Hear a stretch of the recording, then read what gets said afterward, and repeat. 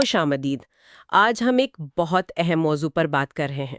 یہ لیکچر 34 کے کچھ خاص نکات ہیں، موضوع 131 سے 135 تک، اور ہمارا فوکس ہے منتقلی معاشرے اور سول سوسائٹی پر۔ جی، ہم یہ سمجھنے کی کوشش کریں گے کہ یہ سول سوسائٹی جس کا ذکر ہم بار بار سنتے ہیں، آخر یہ ہے کیا چیز؟ جمہوریت میں اس کا کیا رول ہے، خاص طور پر پاکستان جیسے ملک میں، اور ساتھ ہی ہم دوسرے سیاسی نظاموں کو بھی دیکھیں گے، مطلب جو غیر جمہوری ہیں۔ بالکل، اور یہ سمجھنا وہ اس لیے بھی ضروری ہے نا کہ سول سوسائٹی ایک طرح سے حکومت اور عوام کے بیچ میں ایک پل کا کام کرتی ہے۔ اچھا، یہ صرف کوئی کتابی بات نہیں، یہ معاشرے کو مستحکم رکھنے یا اس میں تبدیلی لانے میں بڑا اہم کردار ادا کرتی ہے۔ تو آج دیکھتے ہیں یہ کیسے کام کرتی ہے۔ ٹھیک ہے، تو آئیے شروع کرتے ہیں۔ پہلا موضوع ہے 131، جمہوری منتقلی۔ یہیں سے سول سوسائٹی کی بات شروع ہوتی ہے۔ تو کیا یہ عام لوگوں کے مختلف گروپس ہیں جو اپنے فائدے یا کمیونٹی کی بہتری کے لیے اکٹھے ہوتے ہیں اور حکومت پر نظر بھی رکھتے ہیں؟ جی، آپ نے بالکل صحیح پکڑا۔ سول سوسائٹی بنیادی طور پر لوگوں کے اپنے بنائے ہوئے گروپس اور تنظیمیں ہیں، رضاکارانہ طور پر۔ اچھا، یہ این جی اوز ہو سکتی ہیں، کمیونٹی گروپس، ٹریڈ یونینز، وکیلوں یا ڈاکٹروں کی تنظیمیں، یہاں تک کہ وہ مذہبی یا ثقافتی تنظیمیں بھی۔ ان کا دائرہ حکومت اور خاندان سے باہر ہوتا ہے، پبلک لائف میں۔ اور ان کا ایک بہت اہم کام واقعی حکومت کے کام کاج پر نظر رکھنا ہے، تاکہ جمہوریت میں لوگوں کی بات سنی جائے، حکمران جواب دہ ہوں۔ یہ صرف الیکشن میں ووٹ ڈالنے سے بہت آگے کی بات ہے۔ یعنی معاشرے کے لیے ایک قسم کا واچ ڈاگ جو دیکھتا رہے کہ بھئی سب ٹھیک چل رہا ہے یا نہیں؟ بہت اچھی اصطلاح استعمال کیا آپ نے، واچ ڈاگ۔ یہ کردار بہت اہم ہے، لیکن دیکھیں، سول سوسائٹی صرف نگرانی نہیں کرتی۔ اچھا، جی، یہ سماجی تبدیلی لانے میں بھی آگے ہوتی ہے۔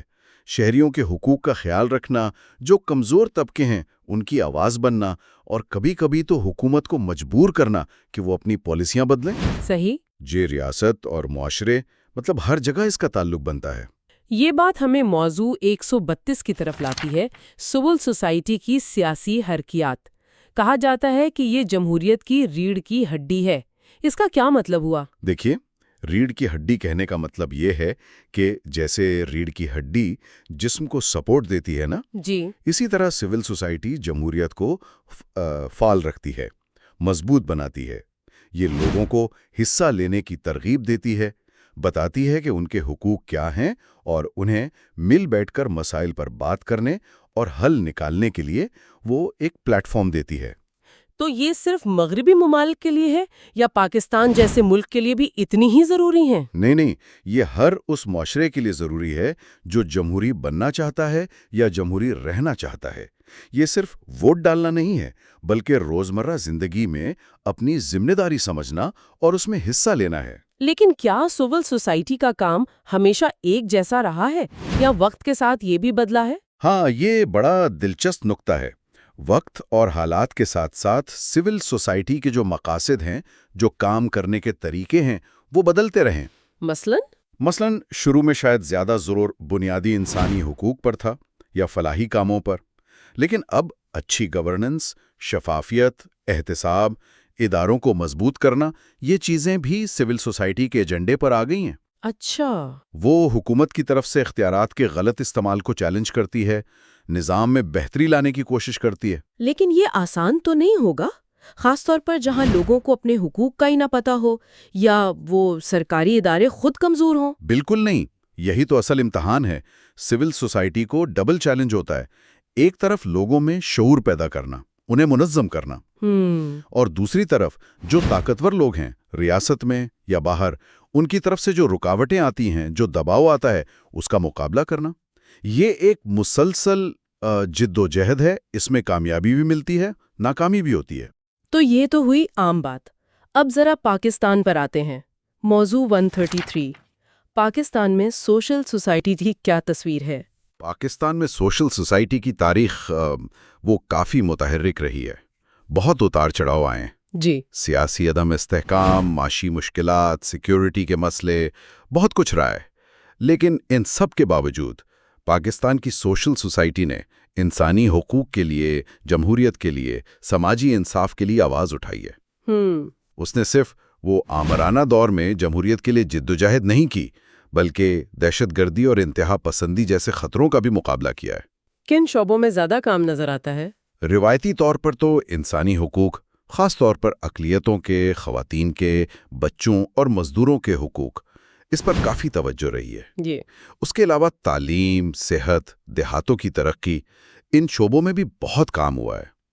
لیکن ایک اہم پہلو جو شاید کم سامنے آتا ہے وہ اس کا سیاسی کردار ہے۔ اچھا، وہ کیا؟ فوجی حکومتوں کے دوران جمہوریت کی بحالی کی جو تحریکیں چلیں، ان میں سول سوسائٹی جیسے وکیل، صحافی، انسانی حقوق کے کارکن، یہ سب ہمیشہ آگے آگے رہے ہیں۔ تو کیا معاشرے میں ان کے کام کو سراہا جاتا ہے؟ ملا جلا رد عمل رہا ہے۔ دیکھیں، جو ترقیاتی کام ہیں جیسے اسکول بنانا، ہسپتال بنانا، اسے لوگ آسانی سے قبول کر لیتے ہیں۔ جی۔ لیکن جب سول سوسائٹی سیاسی حقوق کی بات کرتی ہے، احتساب مانگتی ہے یا نظام کو بدلنے کی بات کرتی ہے، تو اسے اکثر وہ مشکلات پیش آتی ہیں، شک کی نظر سے دیکھا جاتا ہے، مخالفت بھی ہوتی ہے۔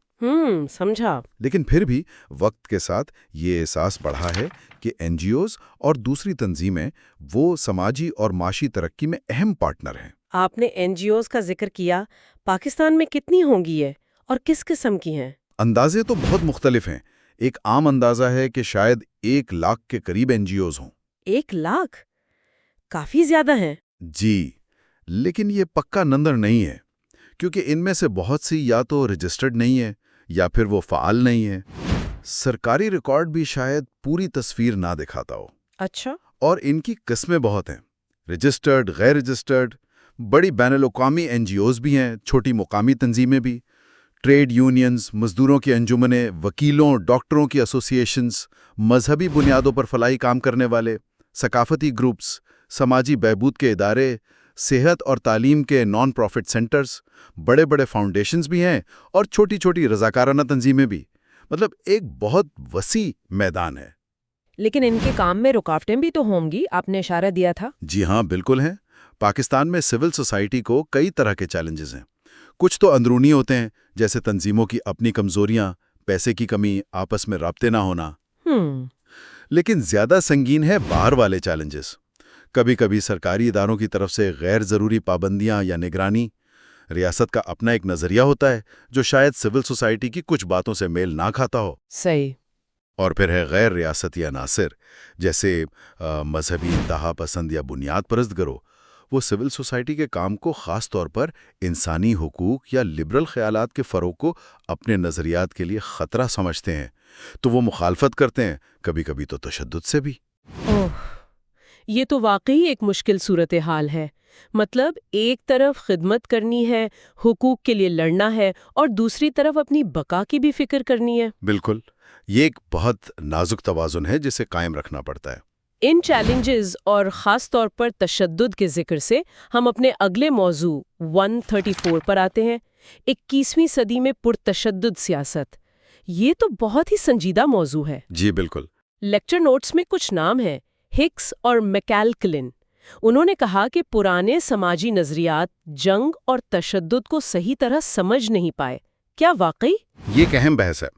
ان کا نقطہ یہ تھا کہ جو کلاسیکی سوشیولوجی تھی نا، 19ویں 20ویں صدی والی، اس نے زیادہ تر توجہ معاشرے کے اندرونی معاملات پر رکھی، جیسے طبقاتی فرق، خاندان، مذہب، انڈسٹریل ڈیولپمنٹ۔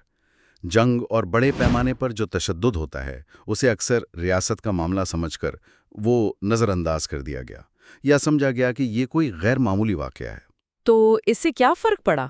فرق یہ پڑا کہ اگر ہم صرف ریاست کو ہی تشدد کا مرکز سمجھتے رہیں تو آج کی دنیا کے جو پیچیدہ مسائل ہیں، دہشت گردی، خانہ جنگی، نسل کشی، انسانی حقوق کی خلاف ورزیاں، کیا ہم انہیں پوری طرح سمجھ پائیں گے؟ نہیں شاید۔ یہ تشدد تو اکثر ریاست کی سرحدوں سے باہر ہوتا ہے یا کبھی ریاست خود ملوث ہوتی ہے۔ دوسری طرف اسکاٹ جیسے مفکرین نے کوشش کی ہے کہ مارکس کے اس خیال کو کہ جنگیں سرمایے کے لیے ہوتی ہیں اور ویبر کے نظریے کو کہ تشدد پر ریاست کی اجارہ داری ہے، ملا کر دیکھا جائے۔ وہ کہتے ہیں کہ جنگ اور تشدد کو سماجی تجزیے کا حصہ بنانا ضروری ہے۔ یعنی تشدد صرف ایک فوجی یا سیاسی مسئلہ نہیں، اس کی جڑیں معاشرے اور معیشت میں بھی ہو سکتی ہیں۔ بالکل. اور آج کل 21ویں صدی میں جہاں تشدد کی شکلیں بھی بدل رہی ہیں، سائبر حملے، ہائبرڈ جنگیں، غیر ریاستی مسلح گروہ، اس بحث کی اہمیت اور بھی زیادہ ہے. یہ سمجھنا ضروری ہے کہ تشدد کیوں ہوتا ہے، اسے سیاسی مقاصد کے لیے کیسے استعمال کیا جاتا ہے، اور معاشرے پر اس کے کیا اثرات ہوتے ہیں. یہ واقعی سوچنے کی بات ہے. اچھا، اب ہم آخری موضوع 135 پر آتے ہیں. 21ویں صدی میں غیر جمہوری سیاست. سرد جنگ جب ختم ہوئی تھی تو بہت سے لوگوں نے سوچا تھا کہ بس اب ہر طرف جمہوریت ہی ہوگی. جی، ایسا خیال تھا کافی لوگوں کا. لیکن آج بھی دنیا میں بہت سی حکومتیں غیر جمہوری ہیں. ان کے بارے میں جاننا کیوں ضروری ہے؟ اس لیے ضروری ہے کہ دنیا کی ایک بہت بڑی آبادی آج بھی ایسے نظاموں میں رہ رہی ہے، اور پولیٹیکل سوشیولوجی کا کام صرف جمہوریت کو سمجھنا نہیں بلکہ ہر قسم کے سیاسی نظام کو سمجھنا ہے. خوان لنز نے سن 2000 میں ان حکومتوں کی وہ درجہ بندی کی تھی: آتھوریٹیرین یعنی آمرت پسند، اور ٹوٹالیٹیرین یعنی مکمل آمرت پسند. اچھا. آج کل ان کی اور بھی قسمیں بتائی جاتی ہیں. لیکچر میں 2 اہم قسمیں ہیں جن پر ہم بات کر سکتے ہیں. ٹھیک ہے. پہلی ہے مکمل آمریت پسند یا فاشسٹ حکومتیں، ٹوٹالیٹیرین فاشسٹ ریجیم. یہ کیا ہوتی ہیں، کیسے پہچانیں؟ آپ تصور کریں ایک ایسی حکومت کا جو صرف سیاسی طاقت پر ہی قبضہ نہیں چاہتی بلکہ وہ معاشرے کے ہر پہلو کو کنٹرول کرنا چاہتی ہے. ہر پہلو کو مطلب معیشت، ثقافت، تعلیم، یہاں تک کہ لوگوں کی ذاتی زندگی، ان کی سوچ تک. اس کی بنیاد ایک بہت جامع اور سخت نظریے پر ہوتی ہے، جیسے فاشزم یا کمیونزم کی کچھ شکلیں. یہ نظریہ معاشرے کو بالکل بدل دینا چاہتا ہے اور اپنے تمام دشمنوں کو، چاہے وہ اصلی ہوں یا خیالی، ختم کر دینا چاہتا ہے.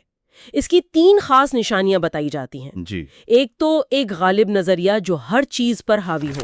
دوسرا، ایک مرکزی بہت طاقتور بیوروکریسی جو پروپیگنڈا، سخت نگرانی اور جدید طریقے استعمال کرے. اور تیسرا ایک واحد پارٹی جو عوام کو زبردستی یا رضاکارانہ طور پر متحرک کرتی ہے تاکہ وہ ریاستی نظریے پر عمل کریں. اوہ، یعنی ہر طرف ریاست کا کنٹرول اور ایک ہی سوچ. یہ تو کافی خوفناک لگتا ہے. جی. دوسری قسم ہے سلطانی نظام. یہ نام کہاں سے آیا؟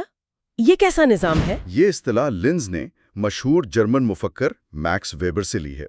ویبر نے سلطانیت کو شخصی حکمرانی کی ایک ایسی قسم کہا تھا جہاں حکمران کی ذاتی مرضی ہی قانون ہو. اچھا. تو سلطانی نظام میں حکمران ملک کو اپنی ذاتی جاگیر سمجھتا ہے. وہ طاقت کا استعمال مکمل طور پر اپنی مرضی سے کرتا ہے، بغیر کسی قانون، قاعدے، نظریے یا روایت کی پرواہ کیے. وہ اور اس کے قریبی ساتھی ریاست کے وسائل کو اپنی ذاتی دولت کی طرح استعمال کرتے ہیں. تو پھر لوگ ایسے حکمران کے وفادار کیوں رہتے ہیں؟ کیا کوئی نظریہ ہوتا ہے؟ نہیں، نظریے وغیرہ کچھ نہیں ہوتا. وفاداری کی بنیاد ہوتی ہے خالصتاً خوف اور لالچ پر. خوف اور لالچ؟ جی. حکمران اپنے وفاداروں کو خوب نوازتا ہے اور جو مخالفت کرے اسے کچل دیتا ہے. اس نظام میں کرپشن، بھائی بھتیجا پروری، انسانی حقوق کی خلاف ورزیاں، یہ سب عام ہوتی ہیں کیونکہ یہی چیزیں حکمران کو طاقت میں رکھتی ہیں. ادارے بہت کمزور ہوتے ہیں، ساری طاقت ایک شخص یا اس کے خاندان کے پاس ہوتی ہے. یہ دونوں نظام، مکمل آمریت اور سلطانی نظام، یہ تو بہت مختلف لگ رہے ہیں. ایک نظریے پر زور دیتا ہے، دوسرا صرف شخصی مرضی پر. بالکل، یہی ان کا بنیادی فرق ہے. مکمل آمریت میں ایک نظریہ ہوتا ہے، بھلے وہ کتنا ہی جابرانہ کیوں نہ ہو، اور ریاست اسے نافذ کرنے کی کوشش کرتی ہے. سلطانی نظام میں کوئی مستقل نظریہ نہیں ہوتا، بس حکمران کی مرضی چلتی ہے. دونوں ہی عوام کے لیے سخت ہو سکتے ہیں، لیکن ان کے کام کرنے کا طریقہ اور ان کی لاجک الگ الگ ہیں. تو یہ جو ساری باتیں ہم نے کیں، سوشل سوسائٹی، اس کے چیلنجز، سیاسی تشدد اور یہ مختلف قسم کی غیر جمہوری حکومتیں، ان سب کو سمجھنے کا عملی فائدہ کیا ہے، خاص طور پر ایک طالب علم کے لیے؟ اس کا بہت گہرا عملی فائدہ ہے. دیکھیں، پہلی بات، سول سوسائٹی کو سمجھنے سے ہمیں یہ پتہ چلتا ہے کہ ہمارے اپنے معاشرے میں شہری حقوق کے لیے، سماجی انصاف کے لیے، بہتر حکومت کے لیے کون لوگ کام کر رہے ہیں اور کیسے کر رہے ہیں. جی. یہ ہمیں بتاتا ہے کہ عام لوگ بھی تبدیلی لا سکتے ہیں. پاکستان کے حوالے سے یہ سمجھنا کہ NGOs اور دوسری تنظیمیں کن مسئلوں پر کام کر رہی ہیں، انہیں کیا مشکلات ہیں، اس سے ہمیں اپنے ارد گرد کے حالات کو بہتر سمجھنے میں مدد ملتی ہے۔ اور غیر جمہوری نظاموں کے بارے میں جاننے کا کیا فائدہ؟ مختلف قسم کے غیر جمہوری نظاموں کو پہچاننے سے ہمیں دنیا کی سیاست اور تاریخ کو سمجھنے میں مدد ملتی ہے۔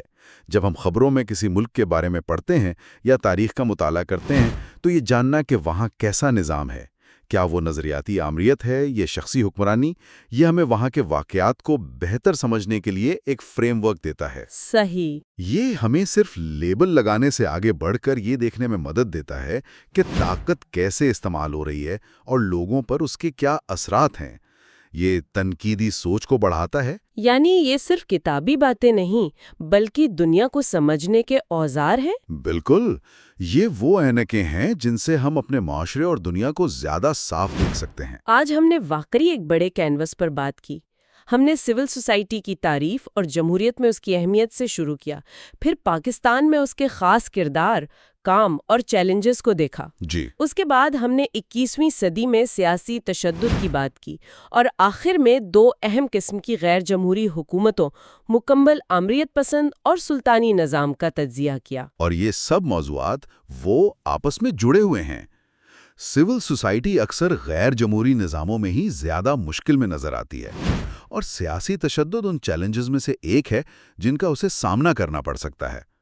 یہ ایک پیچیدہ تصویر ہے، لیکن اسے سمجھنا بہت ضروری ہے۔ بالکل۔ اور اس ساری گفتگو کے آخر میں ایک سوال ذہن میں آتا ہے اور شاید ہمارے سننے والوں کے لیے بھی اس پر سوچنا اہم ہو۔ جی ضرور پوچھیں۔ وہ یہ کہ ان تمام چیلنجز کے ہوتے ہوئے سرکاری دباؤ، پیسوں کی کمی، معاشرتی مخالفت، یہاں تک کہ تشدد کا خطرہ، ان سب کے باوجود ایک عام انسان، ایک طالب علم یا کوئی بھی شہری اپنی کمیونٹی میں اچھی سماجی تبدیلی لانے اور جمہوری قدروں کو بڑھانے کے لیے سول سوسائٹی کی کوششوں میں کیسے بامعنی طریقے سے حصہ لے سکتا ہے، یا کم از کم ان کی مدد کیسے کر سکتا ہے؟ کیا چھوٹے چھوٹے قدم بھی کوئی فرق ڈال سکتے ہیں؟ یہ ایک بہترین سوال ہے جس پر ہم سب کو سوچنا چاہیے۔ شاید اس کا جواب ہر ایک کے لیے الگ ہو، لیکن اس پر غور کرنا ہی وہ تبدیلی کی طرف پہلا قدم ہو سکتا ہے۔